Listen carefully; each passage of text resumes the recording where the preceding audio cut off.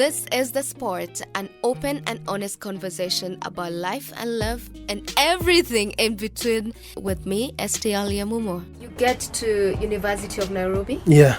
This is a different setup. Totally different. Totally different. Yeah. This is whereby you meet all sorts of people from all walks of life. Yeah. So how was it getting into that environment? It was interesting because it's like being thrown into a deep end, because all through I'd gone through the special system.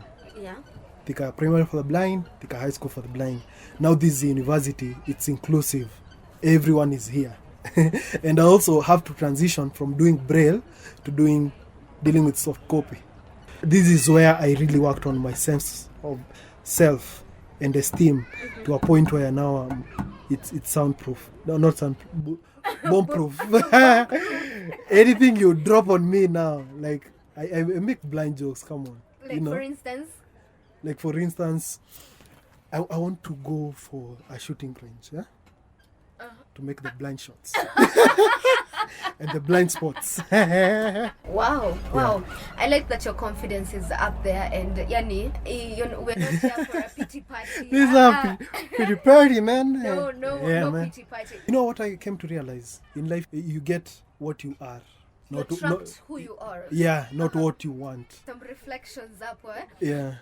In campus, you met this girl, and yeah, she was beautiful. Wow.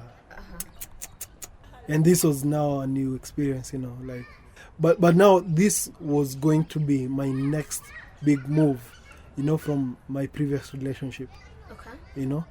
So we started dating in 2016. Yeah. And so how was the dating process? Man, it was a good experience. Wow. I had put in my mind this was the one. Ulianza relationship ukijua manze hapa. Yeah. We're going all I even told my cousin, my roommate, best friend, whatever, Noor, she's the one, Maze. She's the one. I could drop or do anything for her. Wow. Yeah, we got to a point to even started living together and all that. It was a good experience, yani. Plus I gave it my all. I mean my all, everything, and my whole focus. Yeah. But it is what it is. So as we're speaking right now, you're completely blind. Yeah. So something happened in between. Okay, something happened in 2019. Yes. Yeah. What happened? Things happened. We broke up in 2019, actually. So what preceded the breakup? And heartbreaks are really crazy. So you're going through a heartbreak at the same time you're going through a transition again. No. Or what? By that time I was was still good. A breakup came first. Okay. But at the time of breakup, I was going through something else in my life. Which was what? I was joining KSL. Okay. My business was collapsing, in the verge of collapse, and then I was in the ICU for the better part of January 2019. Yes. I had a stomach infection that caused a blood poisoning that went to my brain and caused a temporal coma. So actually, my breakup happened in the midst, when all this was happening. Yeah. Business going down, you're battling a stomach infection. Yeah, because actually we were going through stuff by the time I was getting into hospital. But when I got off the coma, I was the first thing I thought about my mom, my sister, and her. I started asking about time, year, what is going on, who's the president. How long were you in the coma? For a week. Okay. Yeah. But it felt like it was longer than a week. Wow, yeah. Because even now, coming to terms with, wow, yeah, we had issues. I was for how long was I in a coma? Really? What were some of the issues that you guys had? I don't know. Because I wouldn't want to blame either of us. Because, you choose what you want. Plus, I can't force. You can't force someone being in a relationship with you. But she just started changing from nowhere, And she started talking about her goals and dreams and, education and family and friends. I'm wow, we had all this in campus, to a point where she even talked about like she hasn't given her all in her education, that she feels like this is the year, now 2019, for her to focus solely on her education and to be a career woman. Actually, I was given that. Wow. A Let me career tell you, woman. my friend was hurt more than I was. A career woman. Yeah. So, do you think that maybe she felt she had dedicated so much of her time being with you as compared to doing stuff maybe ideally she wanted to do for herself? Yeah, I think so, but I don't blame her for that, you know. Plus, we had small fights before I got into hospital in January, and there's something she told me, and it really got into me, you know. She told me, like, she wouldn't want, because we are this very cute, and we were the power couple in campus, I wouldn't lie. Couple goals. Oh, couple goals, yeah. And she was like, I wouldn't want people to think I'm with you because of your success or the moves that you're making in life. I would want them to know that we are together because we love each other. And that was deep. That was deep. That was deep. And I was like, wow, yeah, babe, like, I understand that. Completely. And everyone who's around me knows I really love you for who we love each other for who we are, you know? Because she used to forget that I'm blind even. Wow. I actually make people that comfortable, even my circle, my friends, and my family, to a point that they forget. Even my mom is one of the people, they thought it totally escapes their mind that because of the things, you know, how I actually like put myself out there. Yeah, that's you know. true actually. Yeah, because if you're in that cocoon of Oshe, then you'll never progress in life. So you come out of the coma and you're thinking about your mom, you're thinking about your sister, you're thinking about your girlfriend, and then what happens? And then I realized whatever I'm thinking about, like the relationship, it's dead gone. I think she had just walked out of the relationship way back, because at this time I'm trying to talk to her. I'm like, even to a point where I'm begging. I was like, don't make me beg, you know. And she was like, don't even put us there. Just Julius. It is what. And she started calling me Julius. It hit me. Wow, we've gotten to that point, you know. Wow. Yeah. Previously, to you know, babe, honey. Yeah, like babe, and mostly babe, and we had pet names for each other. Wow. Like even her phone. So, you know, I couldn't see clearly, but there's a screenshot I took of, I knew she had called me during the day. The only one time I've ever snooped. So I took a screenshot and tried. So when I used to zoom, I used to see better. Like I could see the font. Okay. So I looked at the call log. I took a screenshot of the call log because I had the password was my birthday. Wow. Okay. Yeah. And she hadn't changed. She had not changed. So I got in, took a screenshot of the log, call logs, and then I zoomed and saw that my Safaricom number had been saved Julius, and my Airtel number had been saved, Airtel number Telcom had been saved Julius Mbura. I was like, this is it. This is it. So, after the coma, what happened to your sight? It was good. It was not affected by the coma or anything. Okay. That was a separate medical one of the many times that I've cheated death. I've cheated death 4 times by the way in my life. One was when you tried to commit suicide with some Puritans. Yes. The second one was I got hit by a car really bad. Yeah, back in 2005. You've been hit by a car? Yeah, like, okay, I've been hit by a car by 5 times now. But that was the worst. Like, it was bad. That was bad. You've been hit by a car 5 times? Yeah, in my life. Anyway, it happens. I've been hit even in town, you know. You know, it just doesn't happen. Someone gets hit by a car like 5 times in their life and... Okay, I have. Okay. So those are 3 times, and the 4th time... And then the 4th time I got stabbed in campus. Someone was trying to mug you or something? I was vying, and I think the opponents, they had something to do with it, because it wasn't a normal mugging, because they really wanted to kill me. And this is the time, actually, I was trying to tune her, the love of my life of campus. And she actually like got so much attached because of the incident. So actually, January last year, when it happened that I was in the coma, and she actually came to hospital so few times, like 2 or 3 times. And I was like, wow, this is totally different from the other time. The other time she was crying, it really got to her. Yeah. But this one, the one that I'm fighting for my life. She's nowhere to be seen. Yeah, so the stabbing and then this other time, the coma. The coma. Important. So you get I've out of brushed shoulders with death.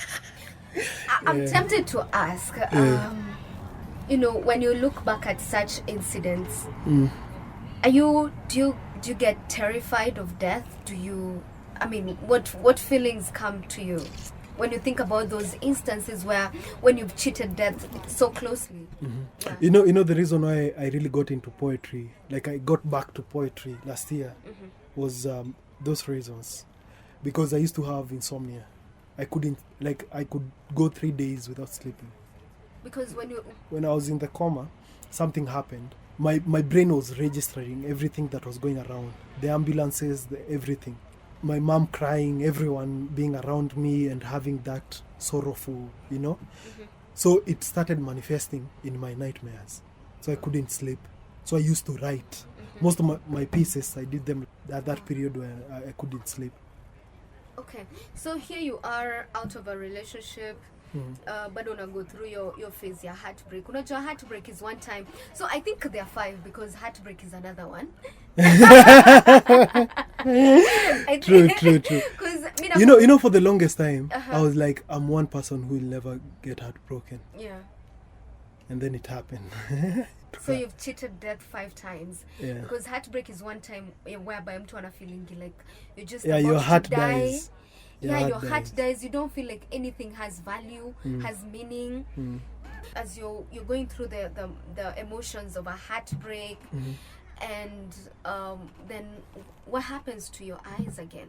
The second wave of blindness hit me towards the end of last year. Towards the end of 2019. Yeah. 2019 was a bad year for me. Let me just say that. Let alone 2020. 2020 is a whole different year. Yeah. 2020 is a good year. It's a good year, but 2019 was a bad year. It was bad. It was bad because I started with hospital. I starting with hospital January, ending with hospital December, because now December I was investigating the second wave of my blindness. So it came in around October. We were nearing exams. It was really bad because KSL. Yeah, KSL. And at this time we were holding discussions in town, different hotels. I started getting migraines, especially during discussion. So I get migraines. I never get those kind of severe migraines. And then they used to go with my eyes, like eye pains. I've never gotten eye pains in my life. Even that time that my sight went, it wasn't painful. So I was like, wow, what is going on, And then there's this one time when I really now knew that it's gone. I'm walking home. I'm not with my guide, Noor. And because I could move by myself without, I could see a bit. Okay. So I got hit by a bike, Nduthi. And it was that moment of, I can see. No, wait, am I not seeing a silhouette of bike, someone coming? And then I'm like, let me try move on the left. The guy was coming down a hill and he was going on the left to avoid colliding with me. That's how he hit me. And then I was like, this is really bad. And then there was the conflict of, actually Noor really tried convincing me to tell mom, my uncle, my family. I was like, man, I know my family. The way everything stopped in January, when I went to the ICU, the same thing will happen. They'll come for me, they'll tell me to defer units, and I had been given so much to KSL that I didn't want something of that sort. So I really had to struggle with that. I did my exams totally blind. But I was like, the transitioning wasn't as bad because I was still using a laptop that has a software that processes. That enables the VIP. Yeah, so I don't need my eyesight for anything. Okay. So even for my revisions, I started now. We really were doing intensive revisions with my friends. That's how I survived KSL. All this time when you had minimal, you could see a bit. Did you ever think that you're at some point your eyesight will go? Yeah. I had mental preparations. Completely, Yeah. The first time when it came back, and then it started going down again. Then I was prescribed for glasses. That is class 3. Because I was taking classes behind by the when I went to Thika Primary. Instead of being taken to class 5, I was taken to class 2. So that was also, it was another roller coaster of emotions. Because I never used to study actually. From class 2 to class 4. I was like, I'm done with this. Like, I've done this before, you know. And I used to get high marks. That one also contributed to me not giving so much to education. But as from class 4, class 5, I got back to the rhythm. So somehow at the back of your mind, you were mentally prepared. Yes. Anything So can happen. Yes. By the time class 8, when the doctor was telling me to revert back to Braille, she was like, Julius, I think it's a good idea if you go back to doing Braille, because at this point, this might get worse than this. Yeah. Because I started with positive 14. I quit glasses at positive 25. That's really bad. My KCPE, I did large print with glasses to magnify the print. And large print, it was around font 18. 18, yeah. And then with glasses on top. And 25. I was squinting. Like, I was finishing a paper, going straight to sleep. Because I used to have migraines. Headache, like, because the magnification was too high. And my eyesight was still demanding for a higher magnification. It was demanding for positive 27.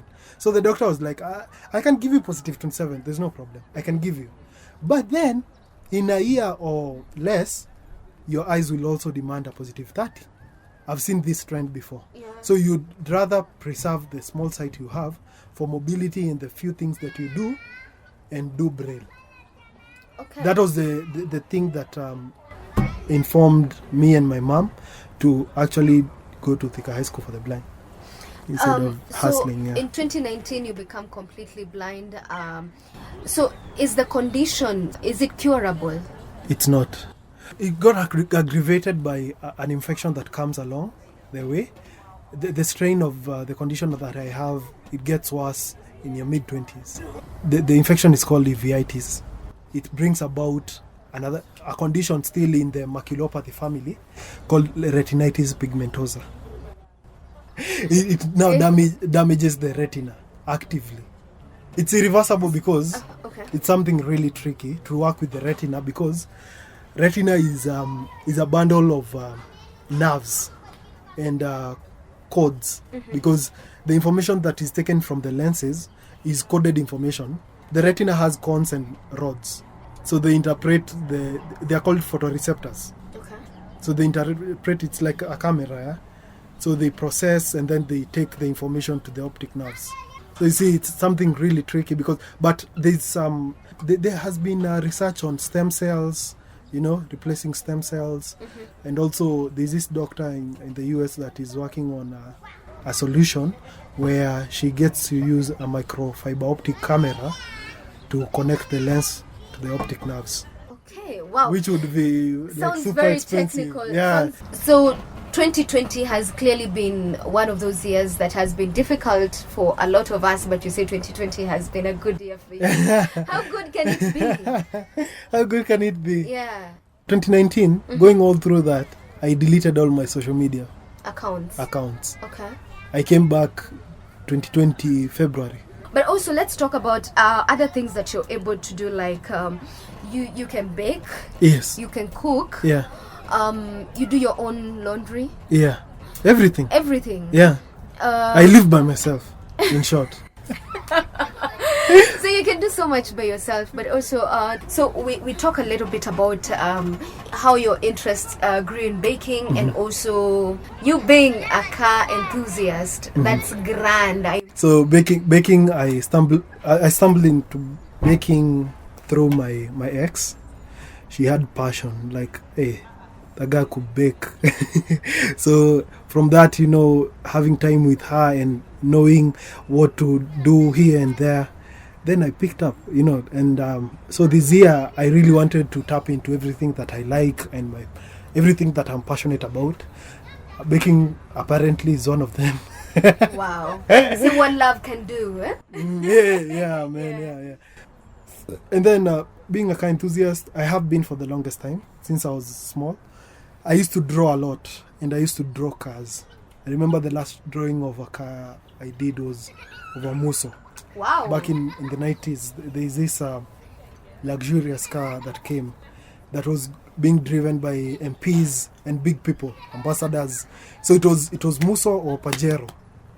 And some TX. I remember when I was young, I told my mom I'd buy her Pajero. Walai. Yes, I'm yet to get her one. Wow, it will happen. Yeah. God bless. I used to see cars and go interpret that into a piece of paper.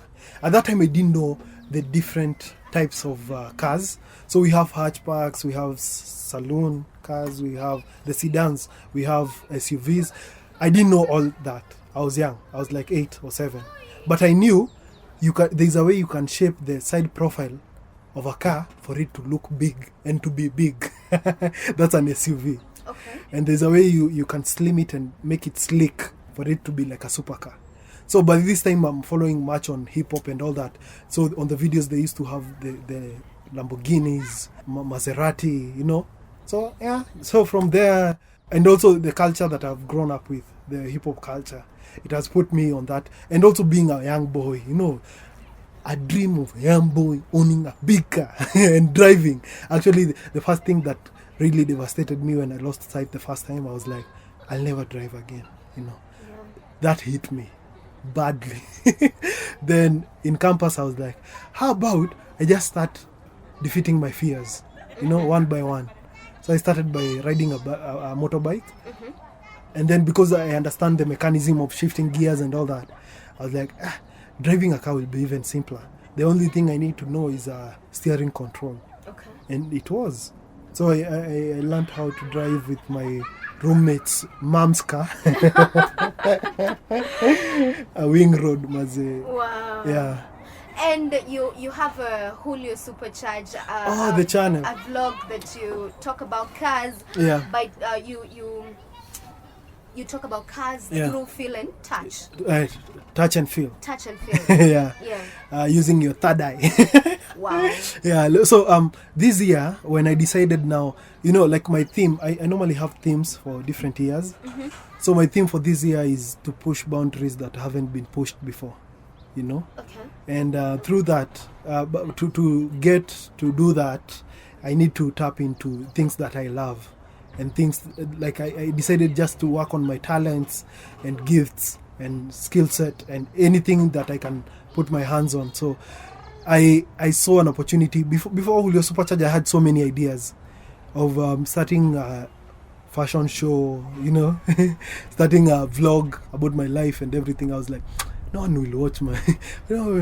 people will just watch 2 episodes, 3 episodes. They'll be used to me, Plus my name, like, by the time, like, I was like, no one knows me, No one will watch at something I'm doing. This is how I spend my day and all that. So I was like, I want something really unique, an entry point. So I was like, how about I convert my love for cars into something tangible, Something like showing people how you can appreciate cars through other dimensions. Like how you can actually like love cars. And also it was a bit different because I've never had or seen someone who's blind who's into something that is primarily of sight. Yeah. Like cars, Yeah. But because I have those mental visuals, I use something called blind sight. I tell people that and they get confused. It's an oxymoron, blind and sight. But it's like that because I use mental visuals of what I've seen, blend it with what I have gathered in the blind universe, as I call it, whatever I have learned, and being exposed to the blind universe has taught me so much to do with tapping into my senses and how to utilize what you have, not what you don't have. I got to a point where I started learning people through audio. People put so much expressions on the faces, they forget there's audio. There's voice. There's voice. Yeah, so that's how I get to know people. So I was like, this year can be the year where I do my poetry in conjunction with my love for cars. So by the time I was getting to Julio Supercharge, I had explored so much. I wanted to do so much. Then I was like, no, let me just start with one thing. Then maybe I can grow from there. And Julio Supercharge, it's Julio. Yeah, yes. it's Spanish. Yes, Spanish. So the twist is, Julio is my artistic name. So it's Julius in Spanish. Your fashion sense is very, spot on. How do you go about shopping? So like my wardrobe, Yeah. 80% is courtesy of one guy. He's called Abninur, my roommate. He's so many things to me. My friend, my confidant, everything, Wow. And he's the one who drastically changed my sense of fashion. Yeah, like my sense of fashion changed completely. He started making me understand coordination, color coordination. Yeah, he's Funny it's how a you guy. talk about color coordination. Yeah. Yeah. Yeah, so actually people think that I have someone who dresses me, but I don't.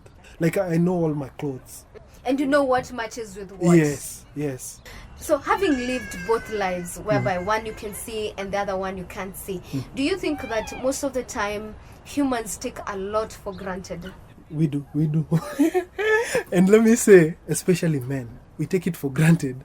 For ladies, each morning you're on your mirror, makeup and all that. Yeah. For men, we just stumble on mirrors, on washrooms, and we're like, what do I look like?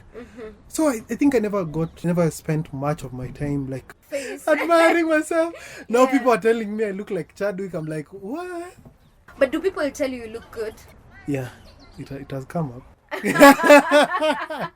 There's so much stress around the world, and sometimes we forget to look at the good in our lives. We just magnify what is bad in our lives. Yeah. I would say, you see, the mind is a powerful place, and what you feed it is what translates into whatever you're doing. If you have that mindset of it will not work out, then you're starting from a negativity point of view, a negative point. For you to get to somewhere you're psyching yourself up, you've crashed the mood, Yeah. as it's called. I have this habit that I picked up where in the morning I spend like 20 minutes just meditating, going through whatever my projects and whatever I can do better and how I can better myself. It's all about how you start the day, because let me tell you, no one will ever make you happy. I know people say, oh, she's my all, she's my world. I've been there, and I came to realize in this life you're the only person responsible for your own happiness. And how you put yourself out there, that will be a direct reflection of whatever you're battling or whatever is in your head. Each day is a learning day, and each day opens a fresh page that you can work with. There's a freedom of 24 hours in a day. If yesterday was bad, it's not like every day will be the same. That's the beauty of it. And the everyone beauty of gets life. 24 hours, whether you're rich, poor, or whatever. Whatever you decide to do with it, that's up to you. Yeah, that's up to you. But it's all start with the mindset. That's why my mantra is changing mindsets, shifting perception, and touching lives. Okay, so katikati ya conversation yetu, we figured that we can call your mom. So we're gonna call her right now. Hello. Habari ya mam leo? Nzuri. Anazungumza na Mil Kambura. Mimi naitwa Yamumo na tuko hapa na kijana wako anaitwa Julius. Tulikuwa tunafanya interview alafu tukasema acha tukupigie tukujulie hali na pia utuambie kidogo kuhusiana na kijana wako. Ningetaka utuambie labda ni kitu gani labda ashaifanya ikakushtua sana. Alifyeka fence, mimi nikastuka sana. Mimi niko last December. Ulikuja ukapata fence imefyekwa vizuri ukashindwa nani alikuwa hapa? Siku hiyo nilikuta akifyeka fence. Alikuwa anatumia hata gasi. Hii ya kupanda. Nilistuka sana. Jinsi ambavyo amekuwa mtu mzima, unaona zile vitu ambavyo anaweza kufanya. Wewe kama mzazi unahisi vipi? Mimi narudishia Mungu shukrani. Juu kuna watu wengine hata waona lakini hawawezi kujifanyia kitu. Julius anafua, hata vyombo anaosaga, nyumba anaosha, vitu kama hiyo. Kuna watu wengine bride hawawezi fanya kitu hata. Kweli kabisa. Wow. Julius, unaweza ambia mom nini? Mom, mimi naweza sema shukrani. Asante sana kwa kunilea venye ulinilea na kwa kunipenda japo ya kila kitu imefanyika kwa maisha yangu na unajua nakupenda sana. Mimi najua. Na si hata wewe unajua nakupenda.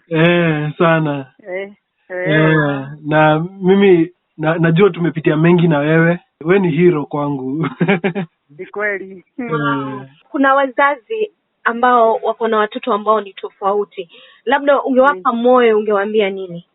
Wazazi ningewaambia mtu achukue mtoto yake vile alivyo. Hata kama ni mlemavu, amchukue hivyo. Juu aliumbwa na Mungu hivyo tu. Kweli. Alafu ile kitu inanifurahisha ya Julius, kujiamini.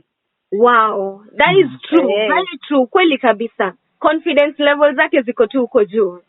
Kabisa. Yeah. Na yote shukrani kwako pia. Nitoka mom pia. Mama akifikiria kuhusu kitu atafanya jitihada zote na venye nilipotea macho. Alifanya kila kitu angeweza. That's why alinipeleka kwa different pastors, different juu ana akili kwa kitu, atafanya hadi mwisho. Okay. Wow. Asante sana mom.